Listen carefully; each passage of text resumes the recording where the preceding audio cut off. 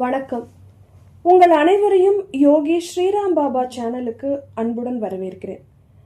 இந்த வீடியோல குரு யோகி ஸ்ரீராம் பாபா அப்படிங்கிறவர் யாரு, அவர் இப்போ எங்க இருக்காரு, அவர் என்னென்ன சேவைகள் மக்களுக்காக செஞ்சுட்டு இருக்காரு, அவருடைய போதனைகள் என்னென்ன அப்படிங்கிறத பத்தி தான் தெரிஞ்சுக்க போறோம். குரு யோகி ஸ்ரீராம் பாபா அவர்கள் 1971 மார்ச் 25 அம்மை நாயக்கனூர் அப்படிங்கிற ஊர்ல இந்திரா வெங்கடாச்சலம் தம்பதிக்கு மகனாக பிறந்தார். அவருடைய 3ஆம் வயசுல அவங்க குடும்பம் தொழில் நிமித்தமா அம்மை நாயக்கனூர்ல இருந்து கும்பகோணத்துக்கு குடிபெயர்ந்தாங்க. குரு தன் பள்ளி படிப்பை கும்பகோணத்துல தான் தொடங்கினாரு. அவர் 9ஆம் வகுப்பு வரைக்கும் தான் ஏட்டுக்கல்வி படிச்சிருக்காரு.